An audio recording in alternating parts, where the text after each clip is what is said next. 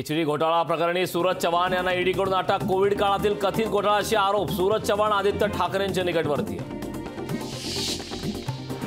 अजित पवार गटाचा अमोल मिटकरींना धक्का। अमोल मिटकरींचं मुख्य प्रवक्तेपद काढलं। उमेश पाटलांकडे अजित पवार गटाचं मुख्य प्रवक्तेपद। 2 वेळा पराभव झाला तरी मला आणि प्रणिती शिंदेंना भाजपकडून ऑफर। काँग्रेस नेते सुशीलकुमार शिंदे यांचा मोठा गौप्यस्फोट। बावनकुळेंनी शिंदेंचा दावा मात्र फेटाळला। चंद्रकांत पाटलांनी सुशीलकुमार शिंदेंच्या निवासस्थानी घेतली भेट। अधिकृतपणे शिंदेंना कुणीही ऑफर दिली नाही। चंद्रकांत पाटील यांचं स्पष्टीकरण।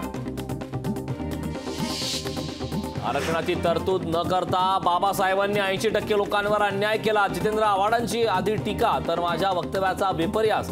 आंबेडकरांचा कधीही अवमान करणार नाही। टीकेनंतर आव्हाडांचा खुलासा।